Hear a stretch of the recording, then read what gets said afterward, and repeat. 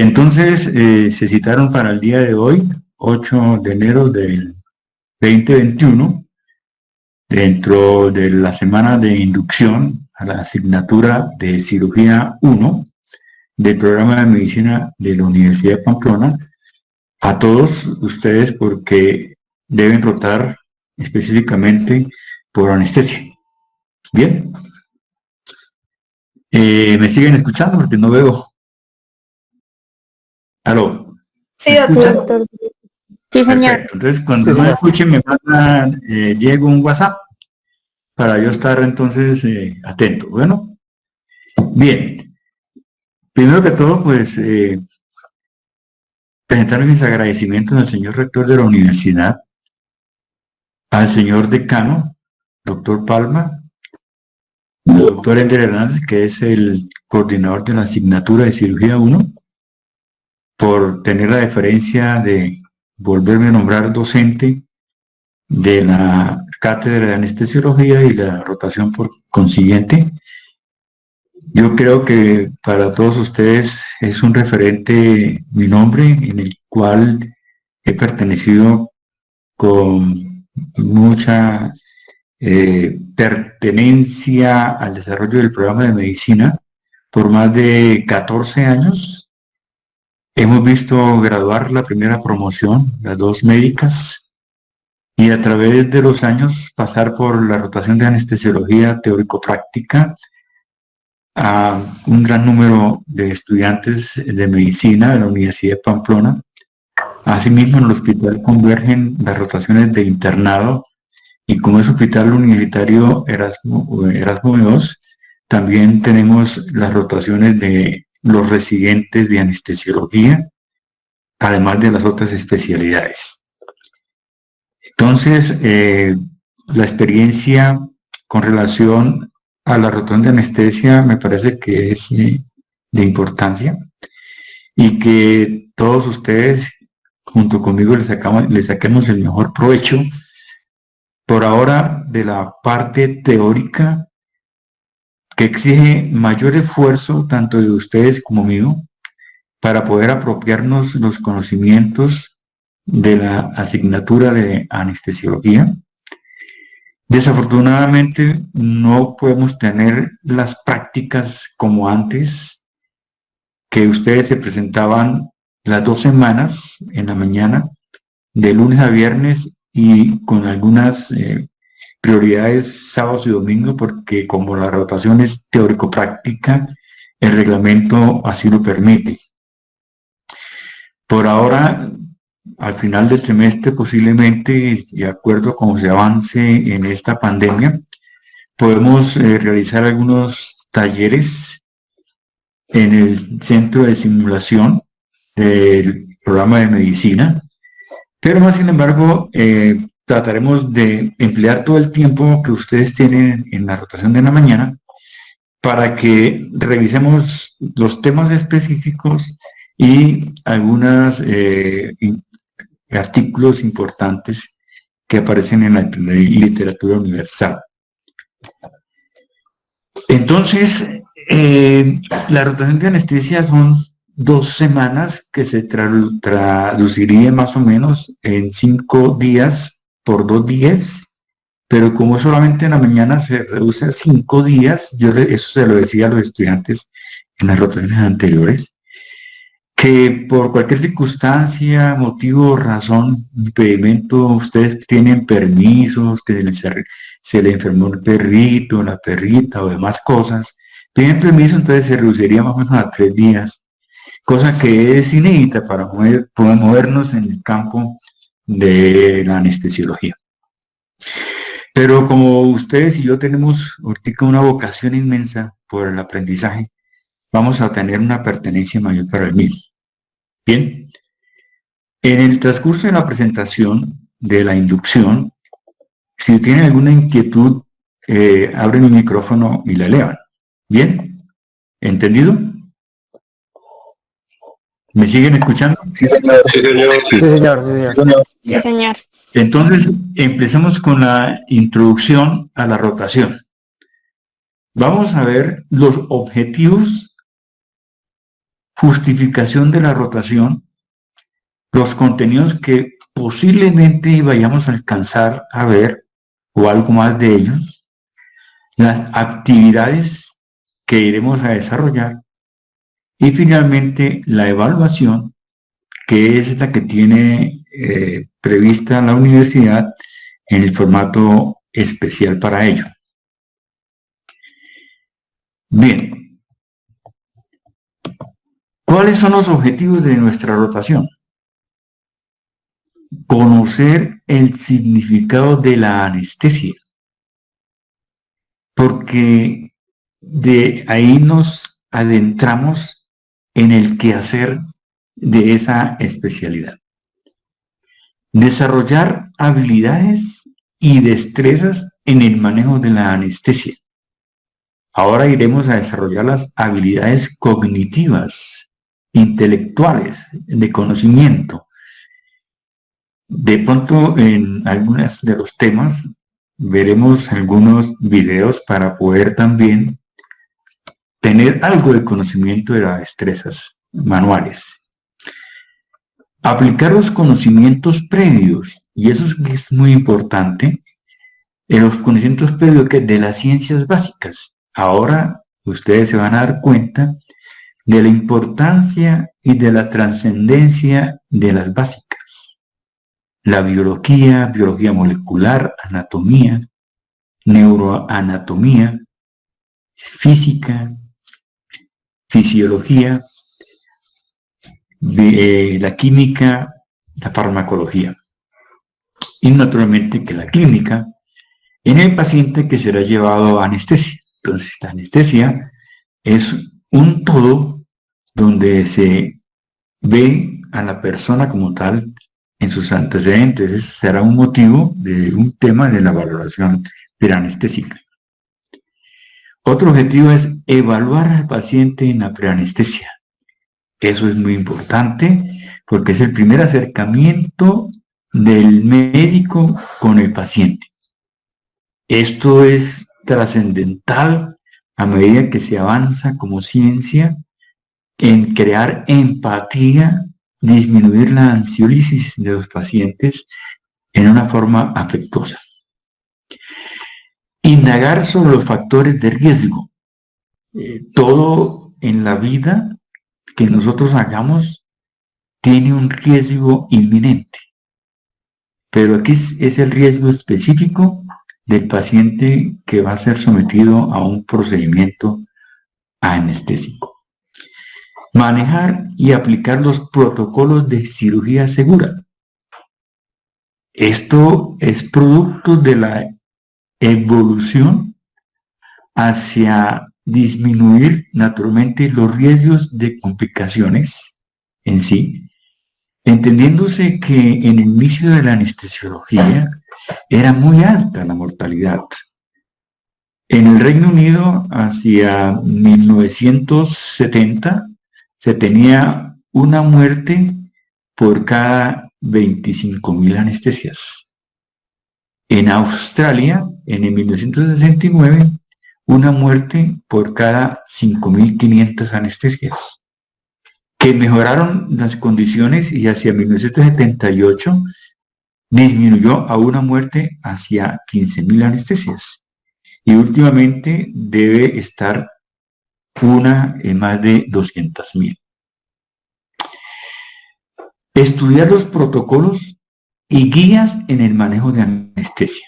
Es un objetivo muy ambicioso, pero nosotros tenemos que particularizarlo con algunos protocolos que tiene el Hospital Universitario Erasmo Meos en cuanto a anestesia. Entienden que no es fácil aplicar una guía o un protocolo en la institución, porque eso tiene un proceso que es dinámico, es evaluativo y es un procedimiento de investigación, diría yo, porque tiene que ser evaluado por la parte de planeación, calidad, los especialistas, socializarlos y demás cosas. Revisar temas relacionados con el ejercicio de la anestesiología. Claro, Algunos casos específicos los analizaríamos para poder entonces discernir la mejor forma del acercamiento que vamos a tener con el paciente. Y uno de los objetivos primordiales es el actuar con ética, no solamente en el ejercicio, en el desarrollo de la anestesiología, sino en todo nuestro actuar como médicos. Y ustedes, médicos en formación, tienen un gran espectro en el cual deben enmarcarse, considerándose el humanismo y una especial deferencia con el paciente, en el entendido que es un ser que tiene cuerpo y que tiene espíritu. Entonces, eso es importante, ese actuar con la ética, que es el comportamiento que exige una comunidad a un tipo de especiales profesionales. Como ustedes saben, yo soy magistrado del Tribunal de Ética Médica del Norte de Santander, lo he sido por más de 16 años, 2 veces presidente del mismo, y en este momento nuestro presidente, el doctor Ramiro Calderón, y a quien en su memoria y a todos los compañeros médicos caídos por el COVID, que es un número considerable, entre ellos tenemos al doctor Ever Dayan Camacho, que fue mi alumno tanto en este semestre como en el internado, y desafortunadamente falleció a sus 31 años, dejando un gran vacío en la comunidad. Justificación de la rotación. Con el avance de las ciencias, y hablo de todas las ciencias, con el avance de la calidad de vida, en el cual ha aumentado la esperanza de vida al nacer, con las técnicas y la tecnología, se hace necesario profundizar en la existencia de la anestesia y su aplicación. Su evolución ha sido vertiginosa, incluyendo la investigación, la evidencia, como la relación con las demás ciencias de la salud, o sea, interactúa con las demás ciencias de la salud y de las demás profesiones. Se necesita estar en constante actualización, de eso tenemos que dar fe a todos nosotros, e interactuando con las demás especialidades para brindar en forma óptima y segura el acto anestésico. La medicina es una ciencia en desarrollo que se nutre de todas. Y esto de ciencia en desarrollo es tomado por el suscrito de la lectura de una cantidad de jurisprudencias colombianas de las altas cortes, entre ellas la Sala Civil de la Honorable Corte Suprema de Justicia, en cuanto a algunos fallos de responsabilidad médica, exonerando la actuación del médico y de lo que le inculpan, dijo que la medicina es una ciencia en desarrollo, por consiguiente no es perfecta, pero sí se tiende a alcanzar la perfección, que se nutre de todas como de sus aportes, por lo que se interioriza buscando el bienestar y el beneficio de la persona en sus componentes biológicos, en sus componentes psicológicos y en su componente social. Los contenidos que vamos a desarrollar a través de estas 2 semanas de prácticas de anestesia. El primero sería definición, estado del arte e historia, que prácticamente es esta clase que se está impartiendo a todos los estudiantes de la cohorte del primer semestre del 2021 de Medicina de la Universidad de Pamplona. El segundo tema es valoración preanestésica, en el cual se deben tener en cuenta los antecedentes del paciente, tanto quirúrgicos como clínicos, como sociológicos, factores de riesgo inherentes que llevan, enfermedades previas, hospitalizaciones, predictores de la vía aérea difícil. Tendremos que leer bastante y ver en qué consiste esos predictores de vía aérea difícil, en el sentido de que nos puede dar una orientación hacia una vía aérea difícil anticipada y prever de todos los elementos que se necesitan para su abordaje. Interrogar sobre las variables hemodinámicas: hipertensión, frecuencia cardíaca, frecuencia respiratoria, saturación de oxígeno, parámetros ventilatorios. Si tiene el electrocardiograma y si lo amerita, hacer la lectura del mismo, y si se encuentra alguna alteración como una arritmia o bloqueo, pues remitirlo al cardiólogo para que nos dé su concepto o su tratamiento.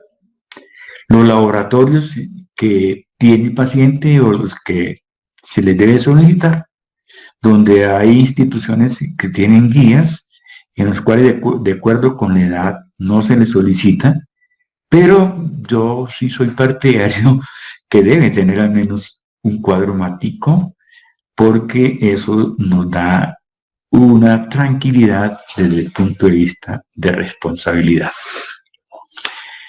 Y ahí puedo decir algo que hace una semana, ante un familiar civil, en ese sentido, una señora de 51 años que vive en Villavicencio, presentó COVID hace más o menos 8 meses y consultaba recientemente, hace unas 3 semanas, al médico allá en la ciudad de Villavicencio porque presentaba fiebre y ardor de garganta, parece que una amigdalitis, parece que no le pusieron mucha atención. Entre sus idas y venidas, le ordenaron un cuadro mático y una sorpresa inmensa donde había 120.000 leucocitos con células blásticas en el extendido periférico. Inmediatamente la trasladaron a Bogotá, la hospitalizaron y ya tiene el diagnóstico y está en tratamiento de una leucemia mielocítica aguda. Ojo con eso, es muy importante, son cosas de anécdota, pero es importante interiorizarlas también. Los medicamentos y las interacciones, los medicamentos que está recibiendo el paciente y las interacciones, ¿como cuáles? Los anticoagulantes, los antiarrítmicos. Profilaxis para la cirugía, ordenarla, la profilaxis de antibióticos en el hospital y en todas las instituciones se tiene una profilaxis antibiótica para disminuir la presencia de infección en la herida quirúrgica. La profilaxis antieméticos, entendiéndose que toda la anestesia produce el disparo o el gatillo de los centros eméticos del cerebro y tenemos que actuar en ellos porque eso sería un efecto adverso al no manejarlos. El ayuno, fundamental. Un paciente, pues para una cirugía programada tiene que tener un ayuno específico y hay estudios que dicen cuántas horas, 6 horas, 8 horas y demás, pero en el sentido estricto hay que dejar constancia que se le ordenó el ayuno. No así el paciente de urgencias, que su clasificación ASA, que es la clasificación de la Sociedad de Anestesia Americana, lo considera como una urgencia y hay que aplicarle la palabra urgencia porque eso aumenta el grado de complicaciones. El segundo tema sería el tipo de anestesia, tipos de anestesia. Entre ellos pues la anestesia general, y de una vez le estoy comunicando al grupo que rotará a partir del martes, porque el lunes es festivo. A partir del martes tendremos el primer tema, lo presentaré, sobre anestesia general. Entonces, todos ustedes pueden ir haciendo una respuesta en una búsqueda no sistemática, sino propia, de qué significa, qué es anestesia. Bien. El otro tema, el tercer tema, sería analgésicos opioides. Es muy importante, muy interesante, porque El opio ha existido desde 1000 años antes de Cristo para el manejo del dolor y para la analgesia, pero últimamente en los países del primer mundo, Estados Unidos entre ellos, se ha desatado una dependencia a los opioides que ha llevado a la anestesiología a recuperar técnicas de analgésicos no opioides. Pero lo que estamos en la cuestión de la anestesiología, sabemos que la morfina es el excelente y es el estándar de oro para el manejo del dolor agudo postquirúrgico. Entonces, de entrada ya estamos clasificando el dolor agudo y el dolor crónico, que son dos cuestiones totalmente diferentes. Otro tema es líquidos en cirugía. Naturalmente, dependiendo del paciente, si es neonato, pediátrico, adulto, si es en trauma mayor, si es en pacientes que tienen una deshidratación por una peritonitis, etc. Entonces es un tema muy valioso. Vasopresores. Es posible que alcancemos a revisar el tema o si no, en algún artículo de revisión podemos incluirlo. Anafilaxia es un tema demasiado importante en el estudio de la anestesiología porque aplicamos una cantidad de fármacos que de una u otra manera pueden producir algún estado de alergia, siendo su estado máximo el shock anafiláctico. Hemos tenido suerte, por decirlo así, hace unos 4 años más o menos.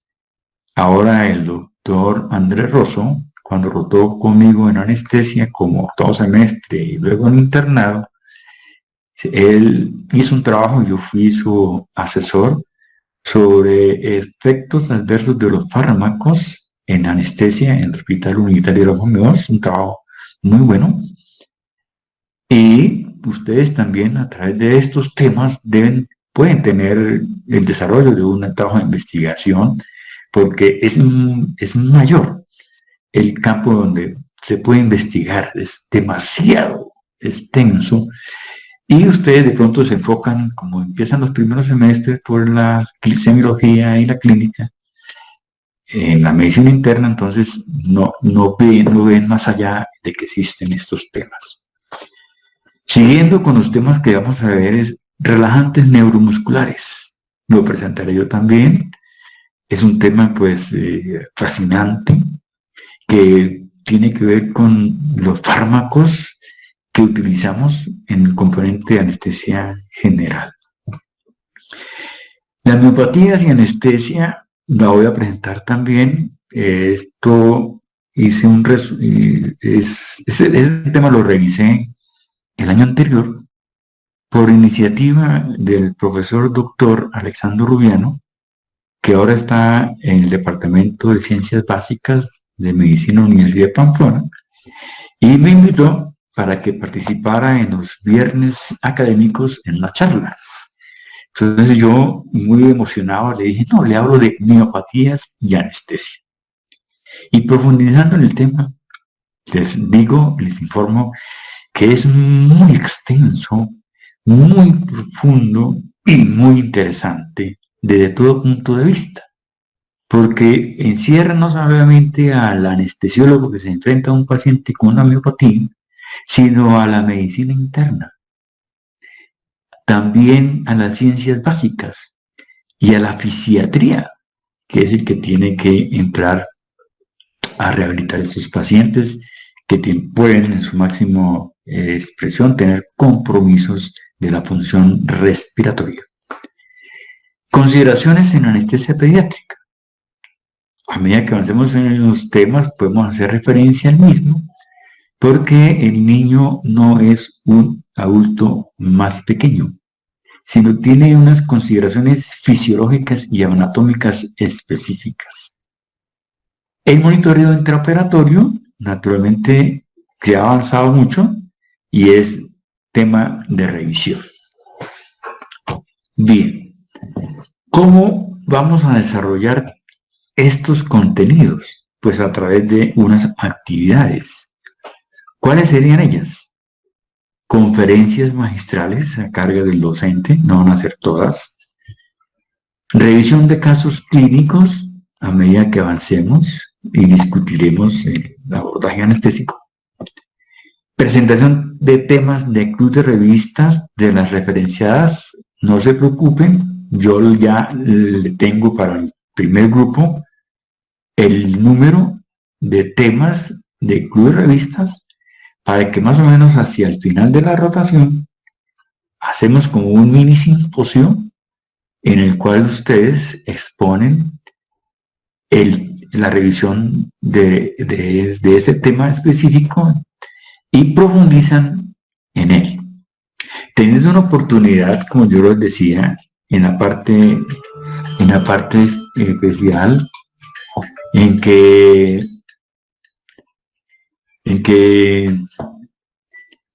tenían la oportunidad de presentar el tema hacia su grupo de compañeros que eran los pares y hacia el docente y los invitados internos y los mismos residentes en una forma de dominio del público, que eso es importante, disminuir el estrés y tener la experiencia de una presentación.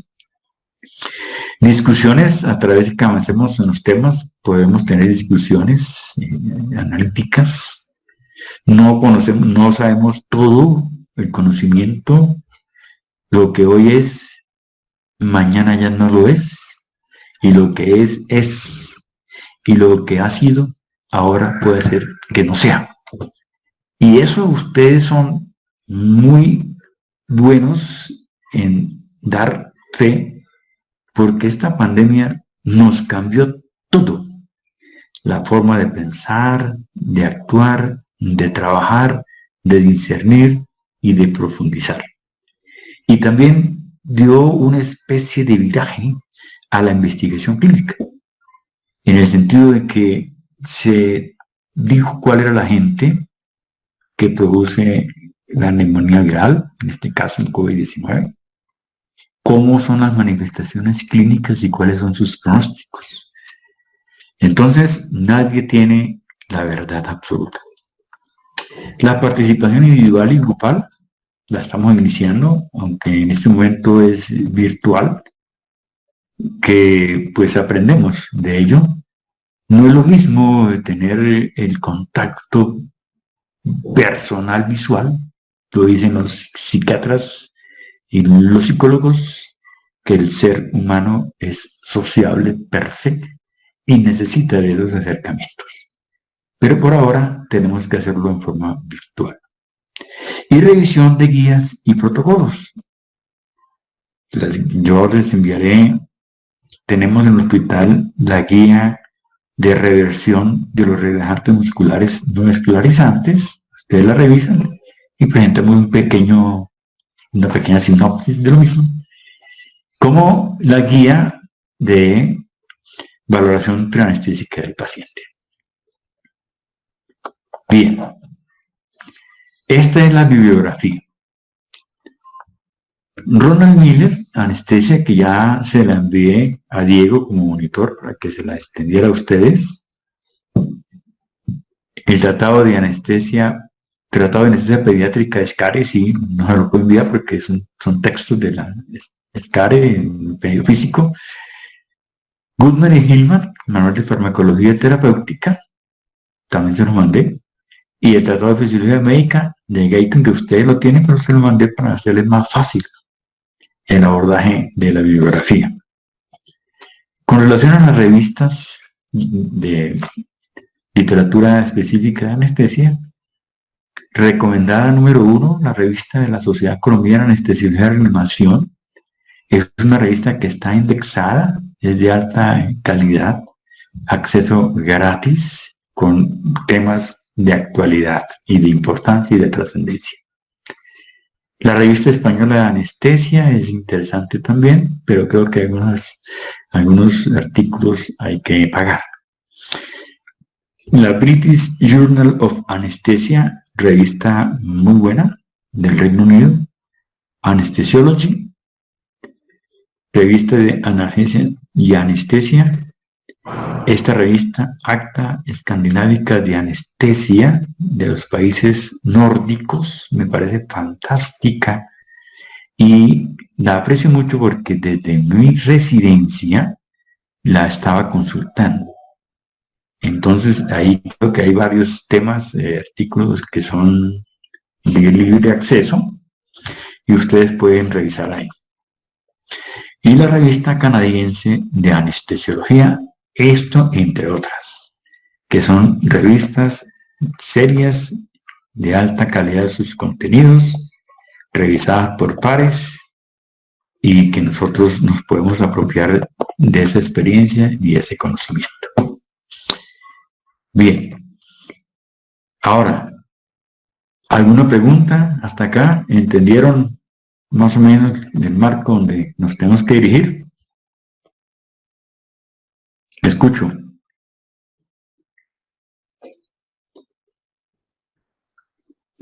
¿Aló? ¿Alguna pregunta? Alguien que me diga si me están escuchando. Sí, señor, sí le escucho. No escucho bien. Cuéntame. ¿Aló? ¿Sí escucha? Sí, estamos escuchando. Bueno, entonces, hasta ahí la introducción. Vamos a continuar con el primer tema, que es de evolución histórica. La demostración pública de anestesia con éter en octubre 16 de 1846 se ubica como uno de los eventos más importantes en la historia de la medicina, en la historia general de la medicina.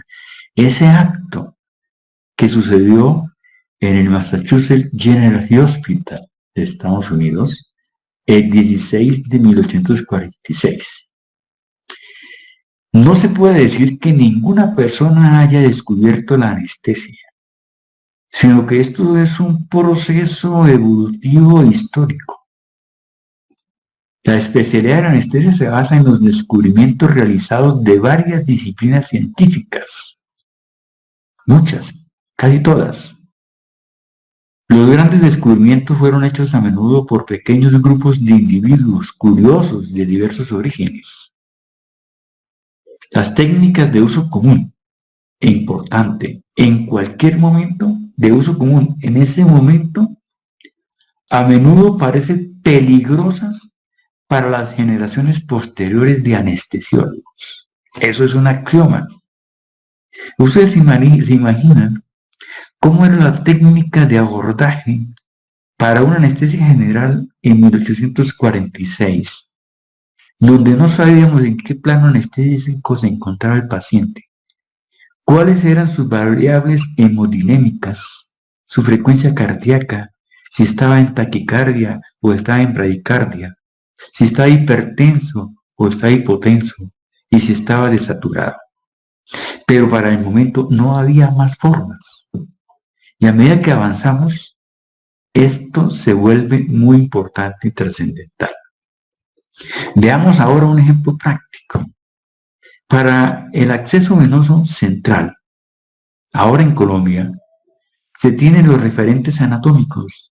Lo hace el cirujano, lo hace el anestesiólogo, el internista, el intensivista, el pediatra. Pero ahora, con el avance de la ecografía, se hace necesario, imperioso y que facilita el abordaje de esas técnicas de acceso venosos centrales a través de la ecografía. Pero no se puede decir que si no se tiene el ecógrafo, usted no puede acceder a la vía central, porque en todos los hospitales no existe ese recurso tecnológico. Lo ideal es que existiesen todos y varios para poder entonces uno manejarlo. Y en eso se avanza muchísimo en la ecografía en todos los campos. ¿Cuáles serían los avances incorporados en la evolución de la anestesia? La importancia de la medicina de cuidados intensivos. El anestesiólogo es un intensivista en la sala de cirugía. Un avance importante es el descubrimiento del óxido nítrico. Ojo, diferente del óxido nitroso. El óxido nitroso, cuando vemos el tema de anestesia general, es un gas que tiene una gran solubilidad, una mínima solubilidad y una gran difusibilidad. Y el óxido nítrico es aquel que se encuentra producido en las paredes de las células vasculares con una gran capacidad de vasodilatación y que se utiliza en la hipertensión pulmonar. Protocolos clínicos de atención de cuidados críticos, protocolos clínicos del paciente neurocrítico, terapia de reemplazo renal en el paciente crítico. Todo esto ha sido incorporado porque pacientes con falla renal terminal están siendo llevados a cirugía por cualquier cuestión, por ejemplo, que se fracture la cadera de ese paciente, que tiene más riesgo de hacerlo. Entonces, el apoyo de la terapia de reemplazo renal.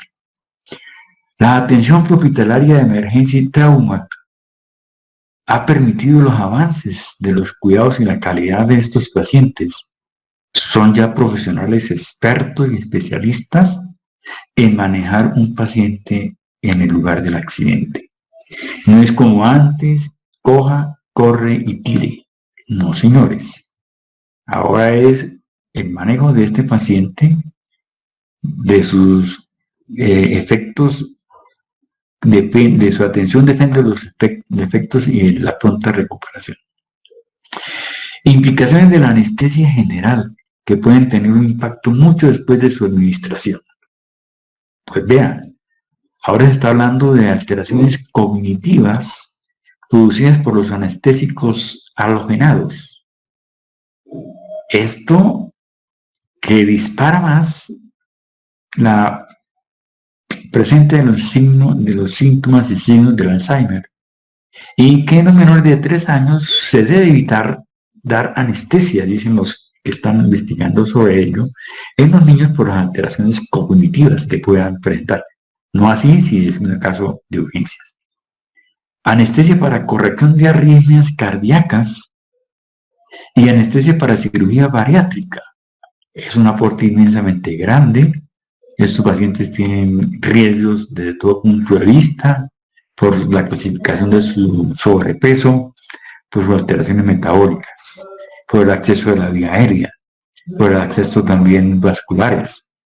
Dado que la obesidad es un problema de salud pública importante, más todavía en los países del primer mundo, los países desarrollados, llámese Estados Unidos, veo una cantidad de pacientes de sobrepeso, y aún en Canadá, donde tuve la oportunidad de estar el año pasado por algunos meses, y por eso no pude continuar regentando la cátedra de anestesia el año anterior. Y llegué en febrero con órdenes después del confinamiento, pues menos de poder ir al hospital. Interferir múltiples oportunidades o corregir anomalías en la coagulación. Eso es un avance muy importante. Es un paciente quemado, va múltiples veces a cirugía. Primero en estado agudo, en su manejo de las complicaciones de pseudomonas, lavados quirúrgicos y posteriormente en la cirugía plástica para los injertos de piel. Y la corrección de la anomalía de coagulación, no se diga. A medida que se gana experiencia en vida, esperanza de vida, calidad de vida, el paciente tiene polifarmacia, y uno de ellos es los anticoagulantes. La guía ecográfica, como lo he mencionado, se ha convertido en un estándar de atención en la práctica moderna de la anestesia regional para localizar el nervio que se va a bloquear, pero anestesia general también, en el sentido de, por ejemplo, de manejo de la vía aérea. Ahora se está avanzando en el uso del ecógrafo para localizar las estructuras del cuello y tener más exactamente los proyectores de vía aérea difícil. Doy gracias al año anterior por la oportunidad que tuvimos, en el caso mío particular, de hacer como una especie de año sabático de profundización en los temas médicos, tanto en las básicas como en las clínicas y en otros temas también. La Sociedad Colombiana nos mandó a finales de noviembre la invitación para que asistiéramos al Congreso Internacional de Anestesia de la India, imagínense. Nunca me lo hubiera imaginado. Totalmente gratis. Accedí a ello, entendiéndose que Nueva Delhi nos lleva 10 horas y media de adelanto en el uso horario. Entonces las conferencias empezaban a las 3 de la mañana. Y yo me programé para las que más me interesaban, y una de ellas, para que ustedes tengan la magnitud, la importancia y la trascendencia de Colombia posicionada a nivel mundial, era la conferencia de una doctora colombiana hablando de manejo de la vía aérea y la ecografía. Desafortunadamente, por cualquier cuestiones de internet, no me pude conectar a esa conferencia. Pero de las conferencias que asistí, no está lejos de lo que nosotros estamos viviendo en Colombia en cuanto al avance de la anestesiología. La tecnología de la información, que ustedes son unos afortunados porque tienen una gran habilidad y destreza para obtener esa información, esos datos que luego se transforman en información. Doy fe de eso, pero no tienen la capacidad de síntesis para tomar una decisión en una urgencia. De eso se trata la rotación. Que estén viendo ustedes un paciente joven, anestesiado, general regional, y que empieza con una frecuencia de 70 y baja a 60, baja a 50 y a 40, y ni siquiera dice, profe, mire, el paciente está bradicárdico. Cuando usted dice eso, el anestesiólogo ya le ha colocado el anticolinérgico, atropina o glicopironato. Bueno, entonces la tecnología de la información se ha vuelto cada vez más dominante en la medicina en su conjunto, pero especialmente en la anestesia, necesitando un análisis centrado. Todas estas big data, todas estas inteligencia artificial, machine learning, etcétera, ha producido unos grandes avances, y sobre todo en todas las técnicas de anestésica, tanto anestesia general como anestesia total endovenosa, como anestesia regional, analgesia manejada por bombas de infusión controlados por paciente.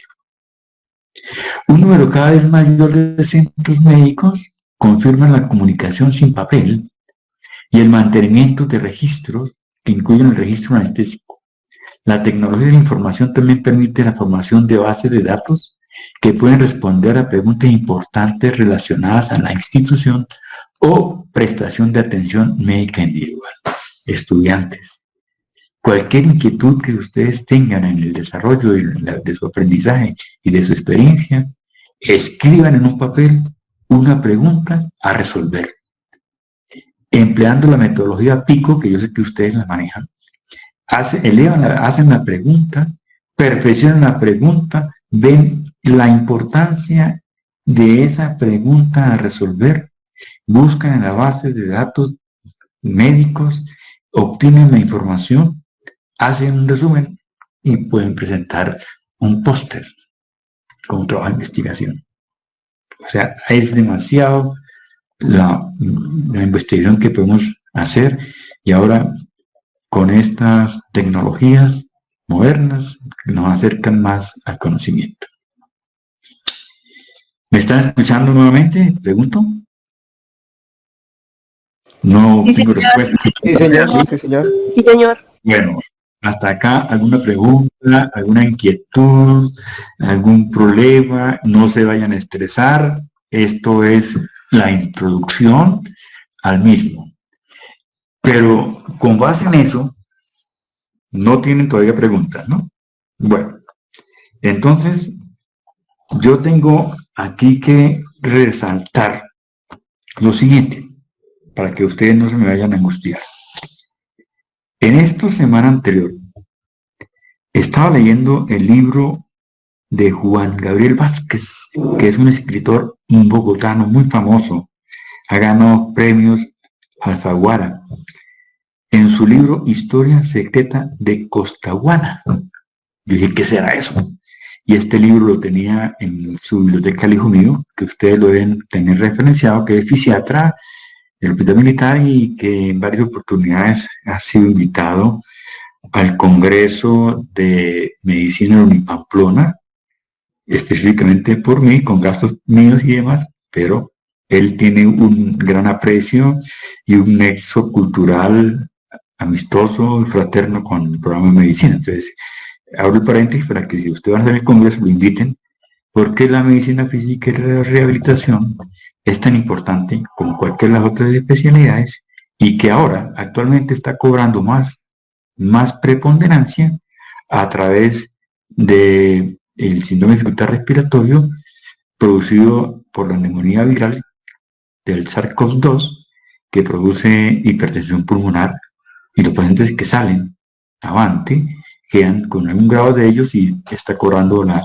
rehabilitación cardiopulmonar importante en eso y inclusive ya hay un protocolo en la universidad militar para estos pacientes. Entonces, él tiene libros muy interesantes. Este me pareció fascinante, leí hasta la mitad, no pude más por cuestiones de tiempo, pero voy a leerles un párrafo, que de pronto podemos hacer el análisis de lo escrito por este personaje en esta obra de literatura y el campo nuestro de la anestesiología. Y podemos hacer una correlación que la anestesiología se ve con todas las otras áreas del conocimiento. Entonces, en su obra Historia Secreta de Costaguana de Juan Gabriel Vázquez, escribe: es pronto para explicar las formas y las calidades de este robo. Es pronto para explicar cuál fue la mercancía robada. ¿Qué motivos tuvo el ladrón? O sea, un interrogante subjetivo. ¿Qué daño sufrió la víctima? Es una respuesta objetiva. Ya oigo las preguntas que resuenan en la platea, que creo que era en un juicio en el cual se encontraba. ¿Qué pueden tener en común un novelista famoso y un pobre colombiano anónimo y desterrado? Lectores, tengan paciencia. Entonces digo a ustedes, estudiantes, tengan paciencia. No lo van a entender todo desde un principio. Y dice, no quieran saberlo todo desde el principio. Continúa diciendo, claro, en su obra literaria, no investiguen, no pregunten, que es narrador como un buen padre de familia, irá proveyendo lo necesario a medida que avance el relato. En otras palabras, déjenlo todo en mis manos. Eso no lo vamos a decir nosotros en anestesia. Sí, no se preocupen por saberlo todo desde hoy, pero sí tenemos que investigar, tenemos que ver, tenemos que leer, tenemos que preguntar. Yo, dice el autor, yo decidiré cuándo y cómo cuento lo que quiero contar, cuándo oculto, cuándo revelo, cuándo me pierdo en los recovecos de mi memoria por el mero placer de hacerlo. Aquí les hablaré de asesinatos inverosímiles y de ahorcamientos impredecibles, de elegantes declaraciones de guerra y desaliñados acuerdos de paz, de incendios y de inundaciones, y de barcos intrigantes y trenes conspiradores. Pero de alguna manera, todo lo que les cuente a ustedes estará dirigido a explicar y a explicarme, eslabón por eslabón, la cadena de sucesos que provocó el encuentro al que mi vida estaba predestinada. puntos suspensivos. Interesante esa parte literaria para ubicarlos a ustedes en el contexto. Y en estos días también me recordaba que yo regenté la cátedra de procedimientos médicos, ¿cierto? ¿Todavía se llama así? ¿O me aclaran? Más o menos como en tercer o cuarto semestre. Escucho. Sí, señor. No se llama procedimientos médicos. Bueno, yo dicté como por 3 semestres, esa asignatura, pero la hacía muy dinámica. Inclusive hacíamos talleres de prácticas, algunas, y algunos talleres de parte narrativa, porque nosotros los médicos, pues, tenemos que tener un nivel cultural algo mejor o superior que la persona normal, y tenemos que leer bastante. Entonces yo, en el libro del doctor Yunis, titulado ¿Por qué somos así los colombianos?, en su último capítulo trae un tema importante y lo titulaba Una clase. Y yo con ese capítulo desarrollaba una actividad práctica pedagógica con los estudiantes que hoy ya son doctores. Y él preguntaba en el auditorio de 100, 200 médicos, decía, reunidos en el auditorio general, hablando de la parte de la genética, de la genetista. Y en un momento produjo silencio y preguntó, ¿quién es Thomas Mann? Y él relata, los estudiantes de medicina, que ya eran internos, hubo silencio sepulcral.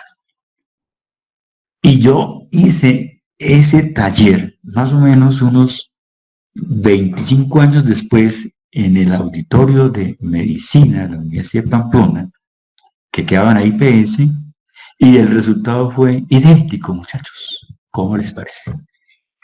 Y yo, si les pregunto a ustedes quién es Thomas Mann, pienso que tampoco van a darme respuesta.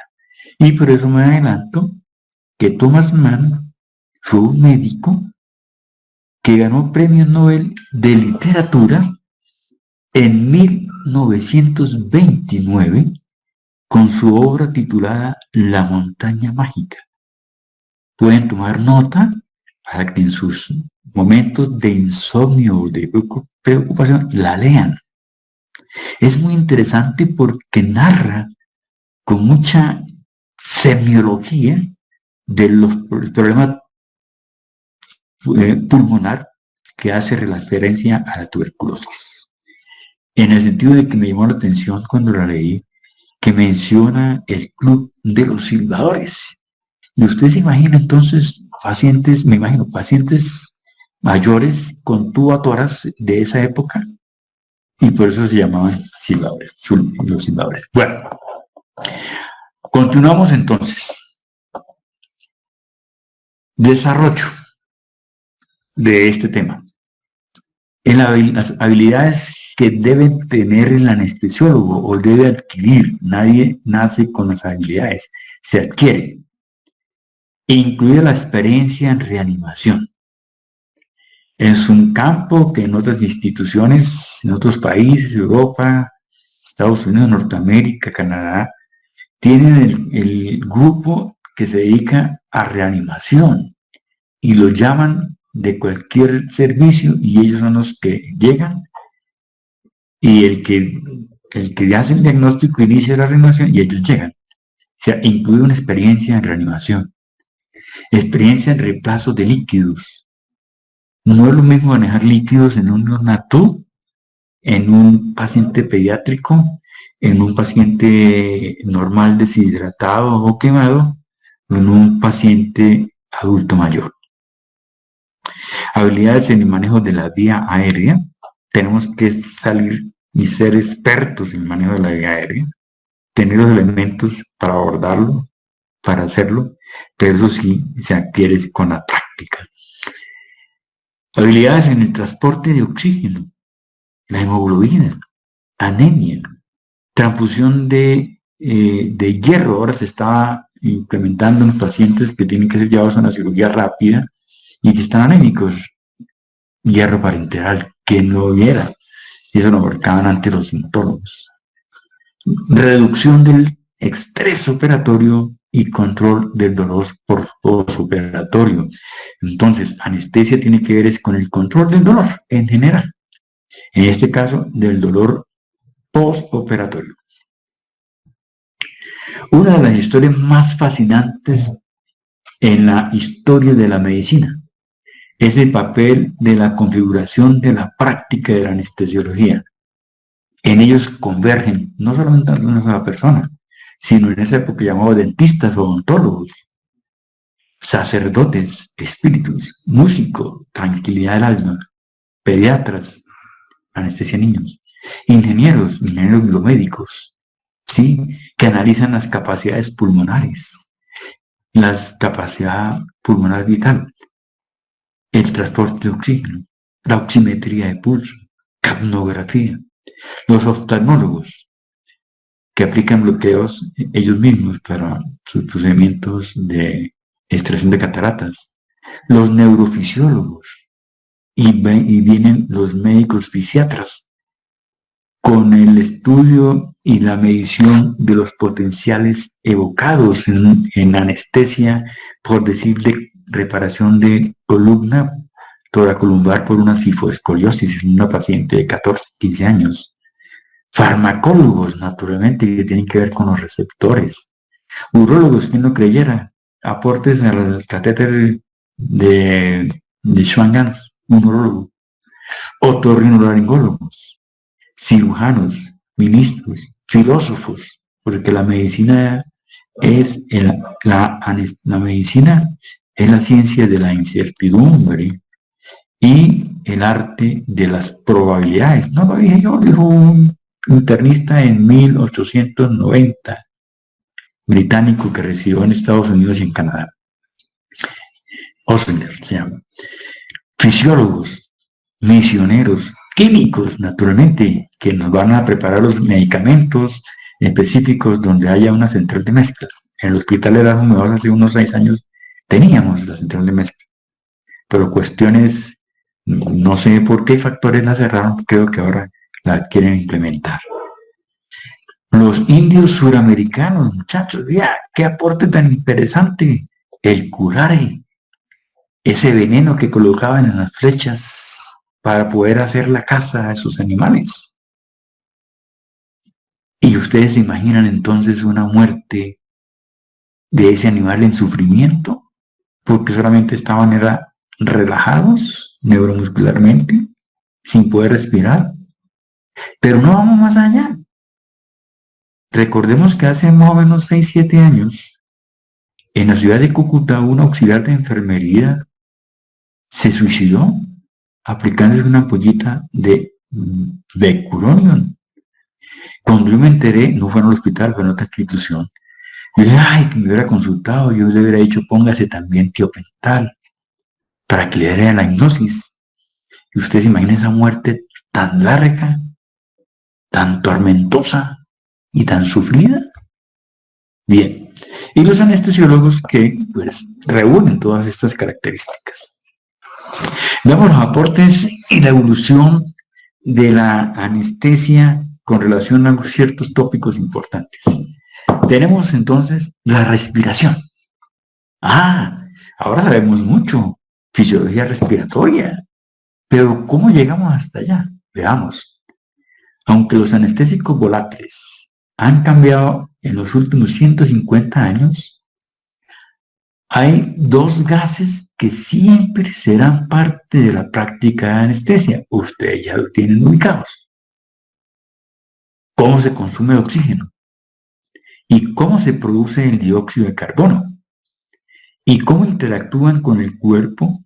Han sido los temas de intensa investigación durante los últimos 400 años. Oxígeno y CO2. Si no, vaya, pregúntele, o mejor, observe un paciente que tenga un grado clasificación 2 de síndrome de dificultad respiratoria por el COVID-19. la necesidad de oxígeno, que ellos suplican que los entuben. La habilidad para manipular la presión de estos gases en los tejidos ha contribuido al éxito de la medicina en cuidados intensivos. Claro, porque la gente con infección, en sepsis, en acidosis metabólica, pH bajo, lo que hace es que necesita entregar el oxígeno y que las células tomen ese oxígeno. Y entonces hay que tener un volumen, unos vasopresores, manejo ventilatorio. Aristóteles en 384-322 a.C., en la época en que vivió, gran filósofo, y Galeno, que vivió en 120 a 200 después de Cristo, ambos pensaban que el aire que entraba y salía de los pulmones a inspiración y expiración solo servía para enfriar el corazón. Ahí se equivocaron, naturalmente, pero no podían más. Que de otro modo se sobrecalentaría al trabajar para sostener la vida. Oh, qué interesante. Liberación de energía, pérdida energética como eficiencia en el trabajo de ese órgano. En 1678, Robert Hooke, que vivió en 1635-1703, adjuntó un fuelle a la tráquea de un perro con el pecho abierto, es una toracotomía abierta, y demostró que el animal podría mantenerse vivo mediante el ritmo y la contracción de los fuelles, o sea, dándole ventilación. Richard Lower, 1631-1691, quien fue el primero en transfundir sangre de un animal a otro, ¿no? Imagínense todas las reacciones de anticuerpo. Demostró en 1969 que la sangre absorbió una sustancia química, todavía no se ha descubierto cuál era, definida necesaria para la vida, que cambió la sangre venosa de azul a rojo, y que el proceso era la función principal de la circulación pulmonar. Qué interesante. Exactamente, dijo, el pulmón es el que tiene la función de que la sangre venosa se vuelva sangre arterial, pero no sabían que era el oxígeno. Priestley descubrió la fotosíntesis, mostrando que la colocación de plantas que absorbieron, entre comillas, el material logístico, una sustancia, dentro del espacio contenido, podría restaurarse este aire malo. O sea, se podría reoxigenar. Al calentar el óxido de mercurio, generó un gas que haría que las llamas más brillantes, haría que brillaran más y mantendrían vivos a los ratones por más tiempo en ese espacio. Entonces Priestley lo llamó aire desfluidificado. Priestley pensó en que este proceso absorbió un flogístico, una sustancia, e informó a los franceses, al químico Antoine Laurent Lavoisier, 1743 a 1794, de este descubrimiento. Y Lavoisier luego describió los grandes hechos de la respiración: absorción de oxígeno a través de los pulmones con liberación del carbono de dióxido. El análisis de gases en sangre ha hecho posible la evolución rápida del intercambio respiratorio y el equilibrio ácido-base. El uso del análisis de los gases en sangre fue adoptado rápidamente por comunidades de anestesia y se ha convertido en una de las más comunes pruebas de laboratorio a realizar en el hospital. Más aún, la clasificación de dificultad respiratoria, la clasificación de Berlín, que es una escala, toma en cuenta la FIO2 para poder decir si es leve, moderada o severa la falla ventilatoria. Bien, observemos esta imagen muy bonita del doctor Leland Clark y del doctor John Ebbinghaus, de la curva de la disociación de Ebbinghaus, cuya contribución conducidas a las técnicas modernas de análisis de sangre de los gases. Se tomó en el laboratorio de Clark en el Hospital de Niños de Cincinnati en 1982. Fue una herramienta relativamente reciente.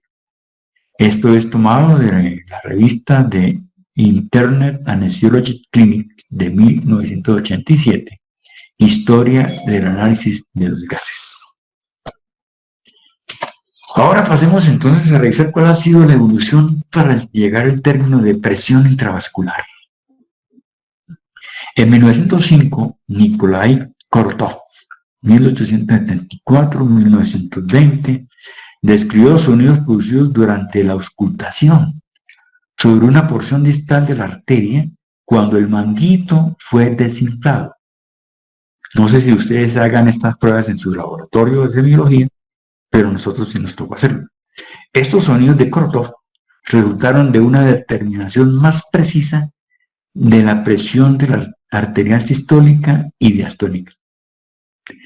Ahora los dispositivos automáticos de presión arterial basados en el método oscilométrico se desarrollaron en la década de 1970 y se han convertido en la medida estándar no invasiva de la presión arterial. Magnífico la tecnología. Le ha quitado un gran problema al ejercicio de la anestesiología y deja más libre al anestesiólogo para que analice lo que está sucediendo segundo a segundo en el paciente en anestesia. Tengo que mencionar que mi tesis de grado para obtener el título de anestesiólogo en la Universidad Industrial de Santander, presentado, sustentado en noviembre de 1990, se titulaba Manejo de analgesia, anestesia con fentanil en histerectomías abdominales electivas. Y mi colega residente la hizo sobre histerectomías, pero bajo anestesia regional subaracnoidea. Pero interesante, porque todavía no teníamos esos Dinamap. Y nos tocaba cada 5 minutos tomar la presión arterial y tener un fonendoscopio con extensión al precordial. Y cuando no se podía, tener un fonendoscopio esofágico. Y ahora tenemos el ecocardiograma transesofágico. Maravilloso. La presión venosa fue de menor interés para los anestesiólogos, la venosa. Hasta métodos convenientes para colocar cánulas en el sistema vascular central. La estructura y técnica fueron descritas hace más de 50 años por Sven Seldinger y es la técnica universal que se utiliza ahora. Aunque se utilizaron venas femorales y venas de los brazos inicialmente, la canulación de la vena subclavia y de la vena yugular interna eventualmente reemplazó los sitios periféricos. También en el libro de cuidado intensivo IQE aparece también que se puede canalizar la vena yugular externa, y yo tengo experiencia en esa canalización porque al parecer produce menos efectos de neumotoras, de complicación de punción arterial y de los nervios del cuello, pero tiene mayores problemas para poder avanzar el catéter. Entonces los anestesiólogos manejamos la yugular interna, la femoral, y cuando hay que hacer la subclavia se lo damos al cirujano, y más aún cuando uno hace talleres guiados por ecocardiografía de los vasos venosos, ve que en la subclavia son milímetros de diferencia entre la pleura y los grandes vasos subclavios. Entonces es muy fácil hacer un neumotoras. El cateterismo de la arteria pulmonar con un catéter dirigido por flujo con punta de globo se describió en 1970 y ha sido utilizado ampliamente desde entonces por anestesiólogos para medir la presión de la arteria pulmonar y el gasto cardíaco a través del principio de Fick, que es el principio de Fick de dilución. Él vivió de 1829 a 1901 y todavía se utiliza ese principio, que hay que repasarlo. El catéter de la arteria pulmonar también permitió a los médicos usar las relaciones de presión-volumen de la ley de Frank Starling del corazón para saber en qué cuadrante se encuentra, si necesita volumen, si necesita es aumentar la resistencia con los medicamentos. Se describió la ecocardiografía transesofágica en 1976 y se utilizó en la práctica de la anestesia unos años más tarde. Una de las ondas originales utilizadas durante la anestesia se diseñó de un estetoscopio esofágico, combinado con un modo M, sonda ecocardiográfica, y se utilizó para calcular la fracción de eyección en una mujer de 65 años sometida a reparación de la válvula mitral. Un traductor electrónico mejorado de matriz de fase se aplicó inicialmente en la Universidad de California en San Francisco por monitorear la función miocárdica regional en altos riesgos en pacientes de altos riesgos quirúrgicos. Este ecocardiograma transesofágico biplano y mapeo de flujo de color fueron introducidos en la década de 1980 y resultó en un crecimiento explosivo en la aplicación de estas ecografías transesofágicas. Con experiencia y formación, el anestesiólogo puede evaluar rápidamente las presiones de llenado del corazón, así como obtener medidas de contractilidad miocárdica y función valvular. Debemos contar con todo eso en quirófanos, pero en hospitales no lo tenemos, pero si allá vamos a llegar. Estas ecografía transesofágica se ha convertido en un monitor de rutina para ciertos procedimientos quirúrgicos en cirugía de corazón. Bueno, entonces entremos a analizar lo que es el sistema nervioso autónomo y la transmisión neurohumoral en cuanto a la evolución y la práctica de anestesia. El primer inicio del control involuntario de la función glandular y vascular aparece, muchachos, la palabra involuntario de la función glandular y vascular ocurrió en el siglo XVIII. En un papel clásico escrito en 1751, Robert White, 1714-1766, describió la naturaleza refleja de muchas actividades involuntarias. Thomas Will, 1621-1675, había descrito la cadena simpática ya en 1657. La llamó la cadena del nervio intercostal porque recibió ramas segmentarias de la neuroespinal en cada nivel. Jacob Winslow, 1669-1760, dio al nervio intercostal simpático el nombre de Grand Sympathik, un término que originalmente fue acuñado, ojo, por el médico griego Sorano de Efeso en el año, cerca del año 138 después de Cristo, en el siglo I. Y la palabra quiere decir sin, juntos, patetismo, sentimiento, simpático, sentirlos juntos.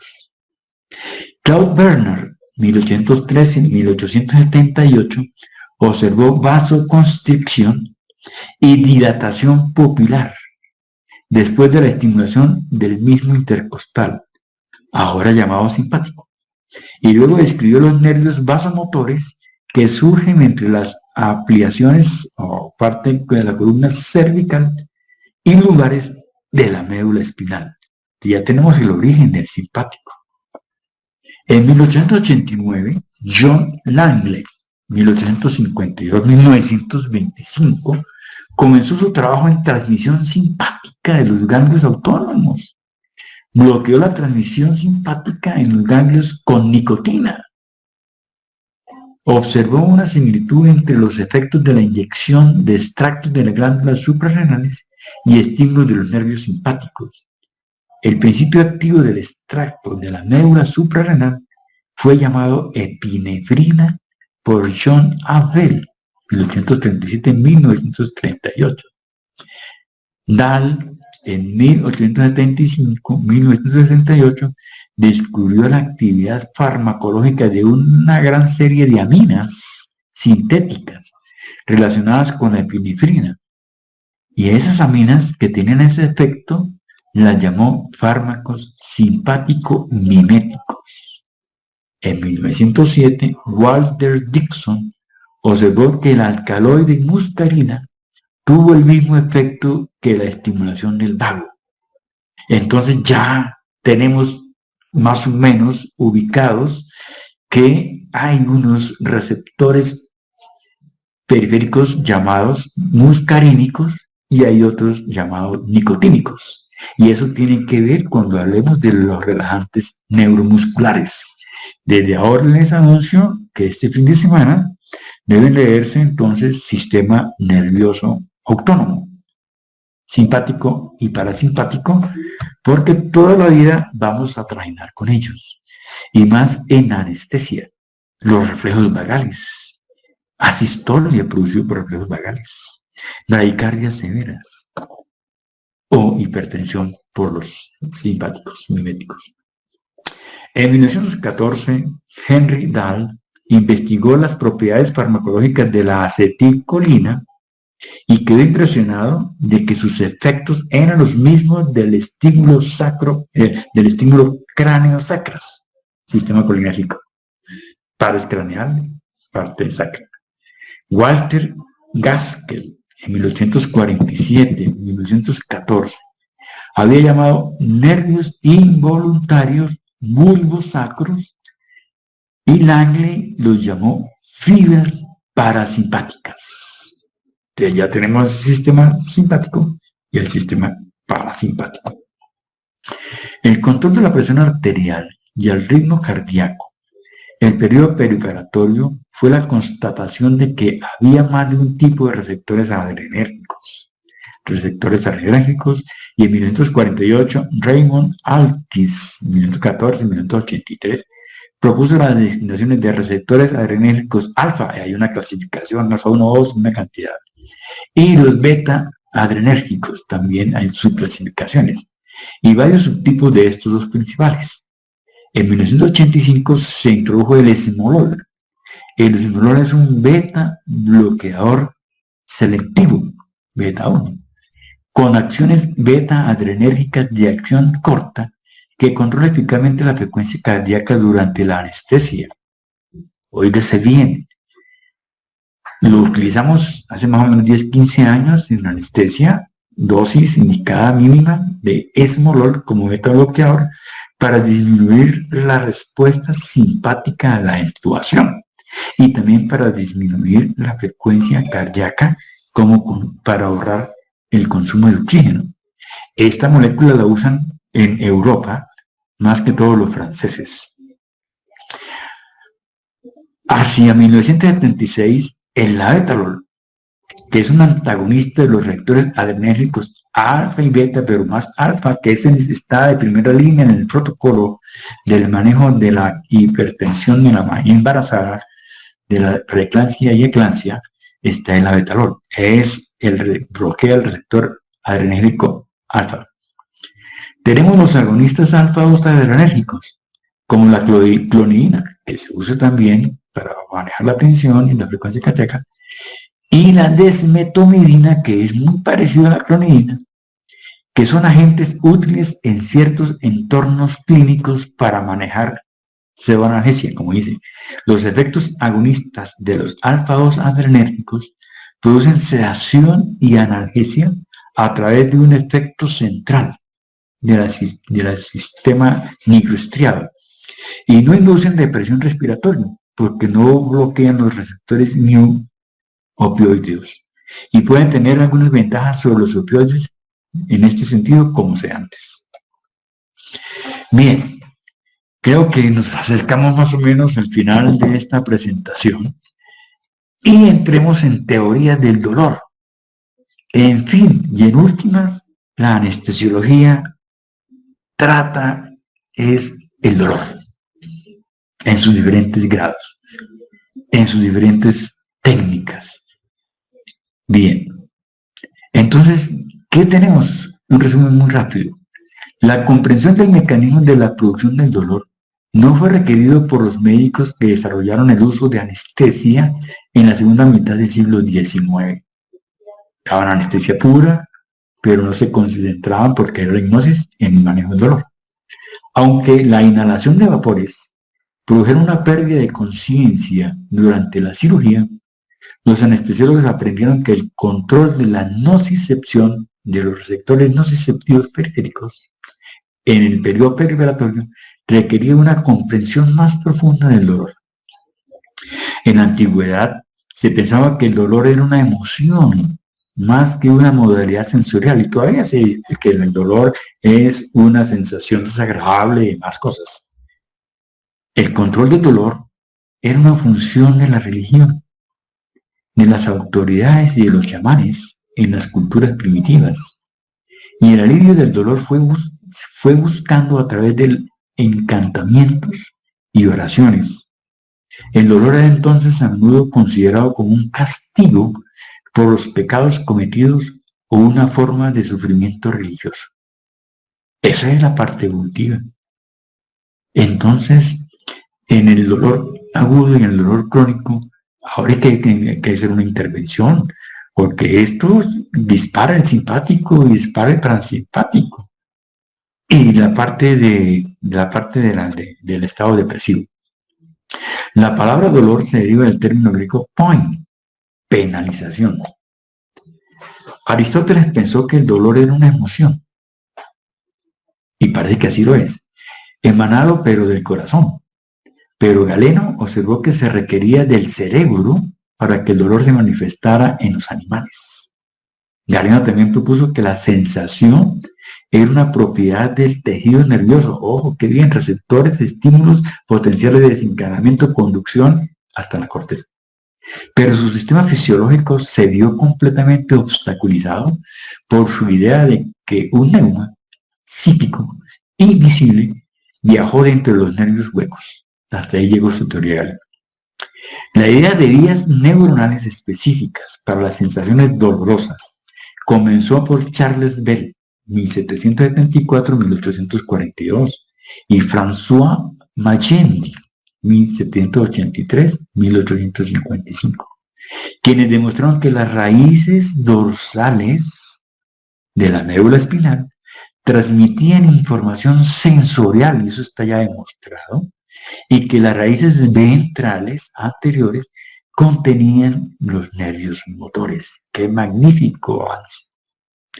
A finales del siglo XIX, que el dolor agudo era una modalidad sensorial distinta que era susceptible de interrupción a través de un bloqueo de conducción iniciado con los anestésicos locales. Ya tenemos un principio de acción de los anestésicos locales, que es bloquear la conducción de las fibras que llevan el dolor. El dolor como una sensación separada que se transmitía a través de tractos de fibras neuronales separados fue respaldado por observaciones de otros científicos.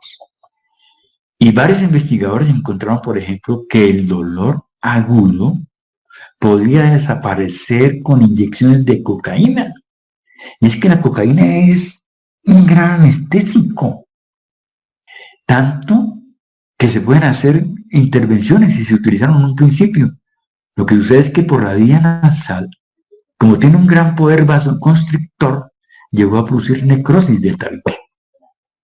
Para explicar mejor algunas de las influencias centrales de la nocicepción a nivel de la corteza, Ronald Melzack, en 1929, y P.D. Wold, o sea, Melzack y Wold, propusieron una fantástica teoría de la compuerta para el control del dolor en 1965.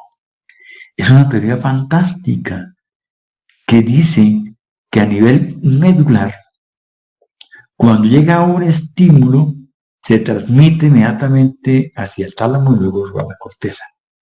Pero la teoría de la compuerta quiere decir que estímulos mínimos inferiores estimulan, entonces tienen la compuerta cerrada para cuando llegue el estímulo doloroso no pase a la corteza. Y eso es lo que se usa en los TENS, en las radiofrecuencias, para el manejo del dolor. Opioides endógenos, que son los que producen el organismo, descubiertos por primera vez en 1974 por Goldstein y posteriormente confirmado por Hughes en 1975 y por Snyder en 1977, están ubicados en diversos sitios de la vía del dolor, incluidas las astas dorsales, y pueden influir la transmisión rostral de sensaciones del dolor. Entonces, el sistema opioide endógeno tiene que ver con el sistema descendente del dolor, que es individual al mismo.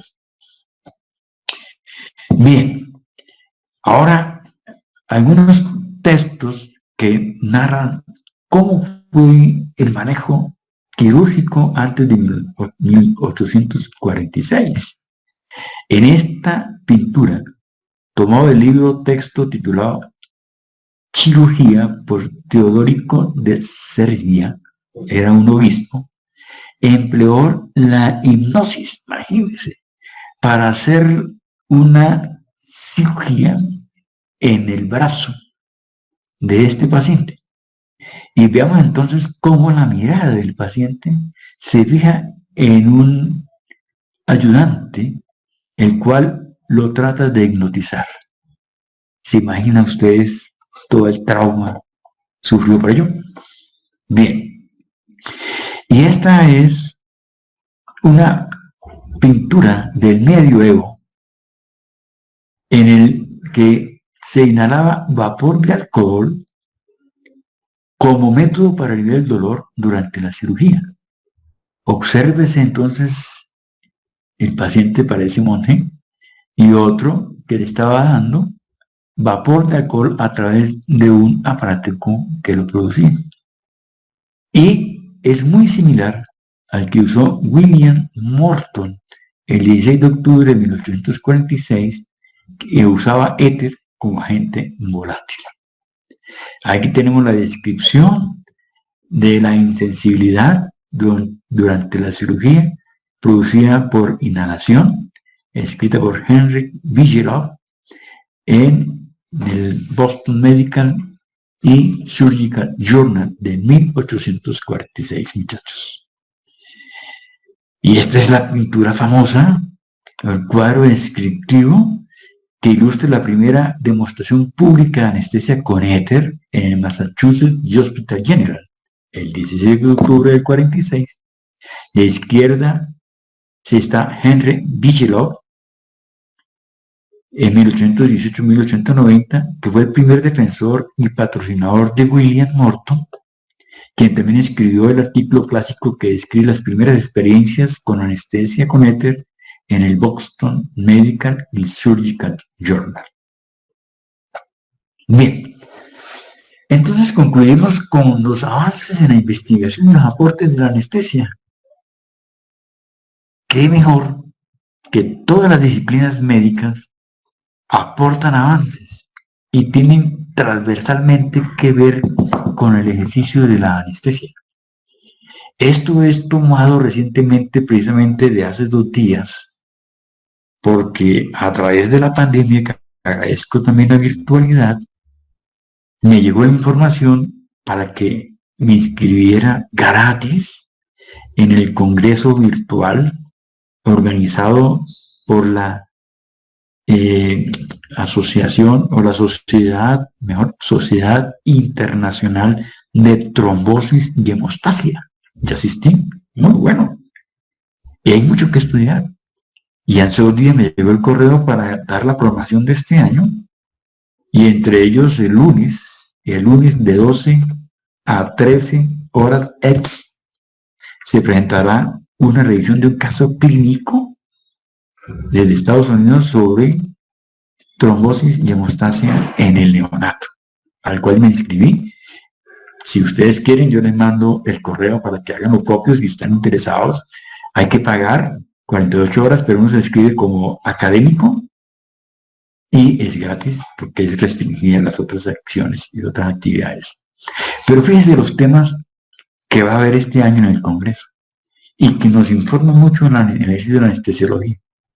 Tromboembolismo arterial, coagulación y anticoagulantes naturales, COVID y coagulación, El diagnóstico no sé qué eligió MIC. Fibrinolisis y proteólisis de esto, ácido tranexámico para manejar las hemorragias o disminuirlas al menos. Hemofilia y trastorno de sangrados raros.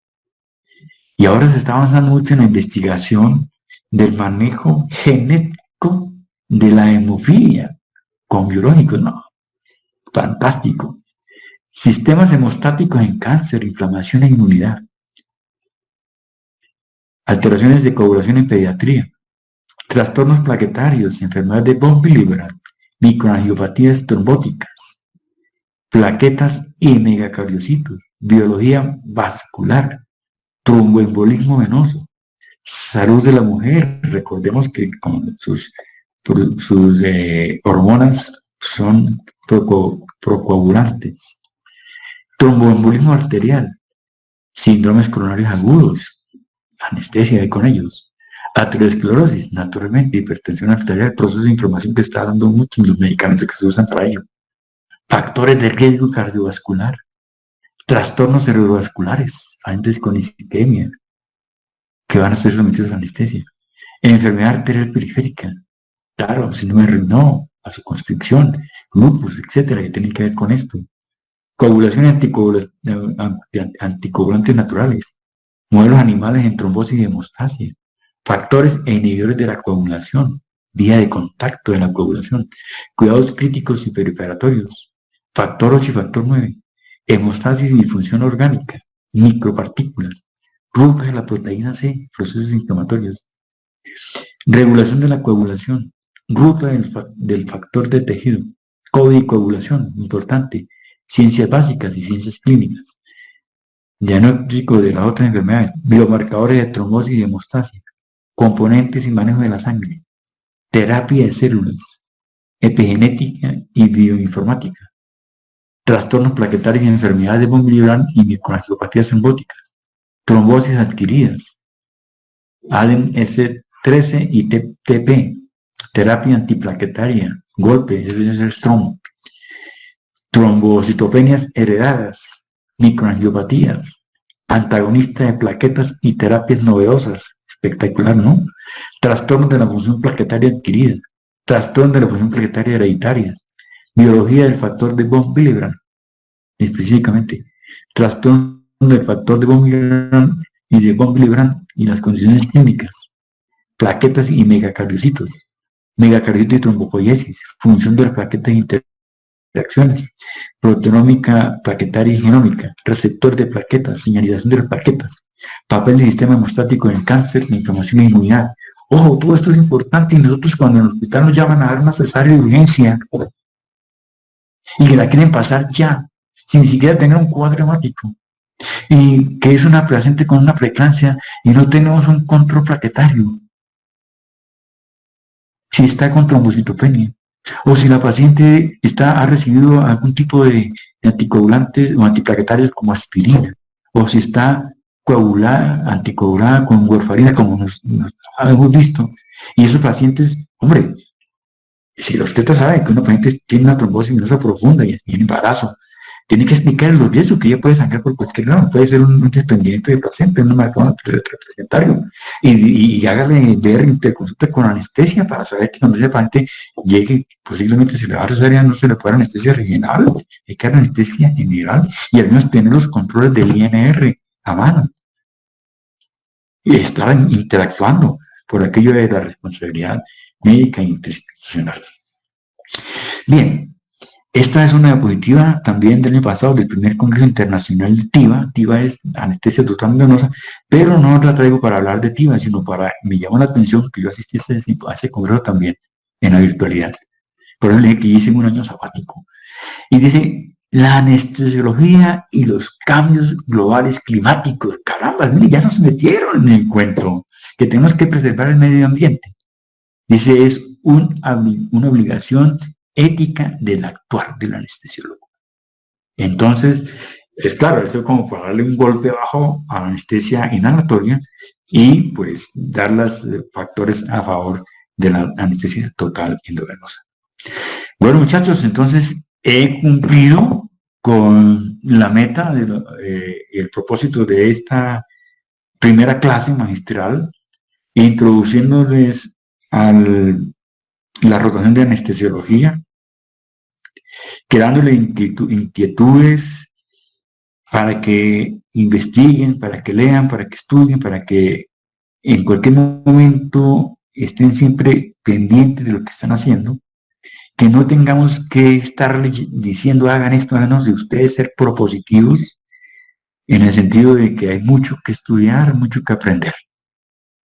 Así entonces doy por finalizado este primer encuentro académico con ustedes. Bien. ¿Alguna inquietud, alguna pregunta? Los escucho. No escucho a nadie. ¿Ya se fueron? Doc, ¿hasta cuándo hay plazo para lo del congreso que nos estaba diciendo que podíamos inscribirnos también? No, plazo no. Yo le voy a mandar el correo que me llegó. Ustedes lo analizan. El lunes es la conferencia. Dice de 12 a 13 EST, o sea, horario ex. Entonces yo no sabía cuál era la correlación con Colombia. Hice la investigación y resulta que Bogotá tiene ese mismo horario este. Entonces es a las 12 del día. Es una hora. Pero ustedes tienen que inscribirse. Y para inscribirse tienen que afiliarse a esa asociación. Pero como estudiantes no les cobran. Bueno, yo les mando, ahorita que termino la conferencia, les mando el correo para que usted lo mire. Bueno. Sí, señor, muchas gracias. Con Diego necesito, él dice que este fin de semana le dan el cronograma de las rotaciones. Tan pronto lo tengan, espero que me lo hagan llegar inmediatamente, porque yo sí tengo premura de informarle a los estudiantes 4 o 5 que vayan a rotar a partir del martes, entonces mandarle los artículos, generalmente están en inglés, para que lo revisen, hagan sus presentaciones como quieran, en PowerPoint o en pizarra o en tablero, no sé, todos los métodos pedagógicos que hay, y lo sustenten entre 25 minutos más o menos, 30 minutos, dependiendo del número de estudiantes. Asimismo, como yo tengo que presentar unos temas que ahí lo vimos, asignarle a cada uno un tema para que en el encuentro, después de que yo haga la presentación, pues seguimos con el siguiente tema para poder abarcar lo mínimo de lo esperado, porque si ustedes vieron la historia de la anestesia, es la misma historia de la evolución del ser humano, no podemos encuadrarla dentro de 2 semanas, pero sí manejarlo más amplio, ¿no? ¿Entendieron? Sí, señor. ¿Otra inquietud? ¿Algo más? Sí, una pregunta. ¿El grupo que le toque rotar a partir de la próxima semana se comunica con usted por medio del correo o por algún número o cómo?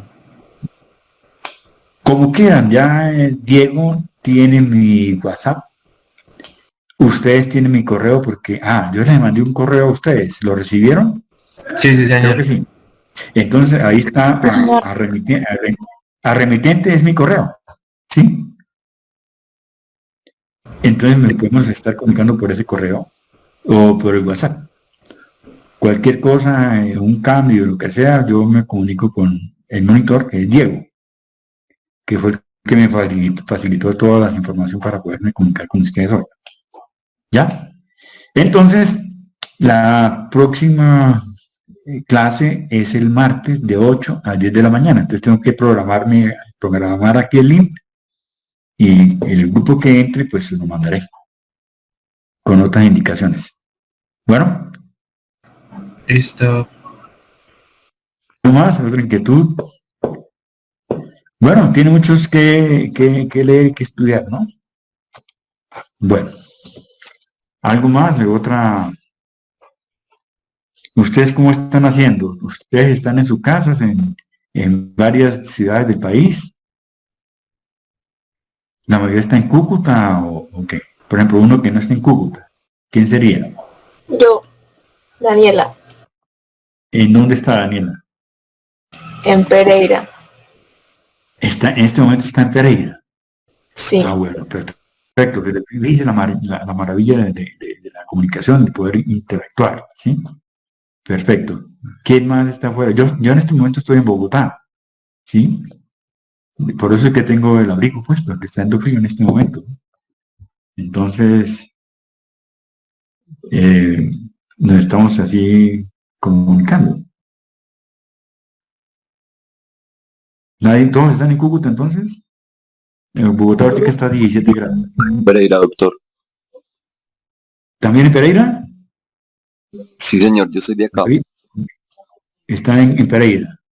Ah, qué bueno. Hay dos entonces en Pereira, qué bueno. Allá en Pereira, en el hospital, está mi amigo Ignardo Ardila, que es el compañero de residencia. Éramos dos. Nos aprendimos muchísimo y él está allá en Pereira como anestesiólogo. Ignardo Ardila. Bien. No hay nadie en Bogotá, no hay nadie en Arauca, no hay nadie Aquí, doctor. en Cali. Yo estoy en Taravena, Ujú. Arauca. Ah, en Arauca, maravilloso, muy bien.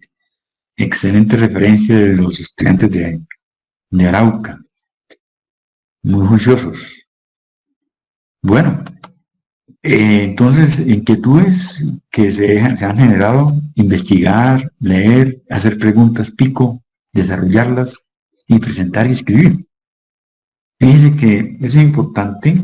En este momento me acuerdo de nuestro egresado hoy, doctor Ronnie Ramírez. Me aprecia mucho.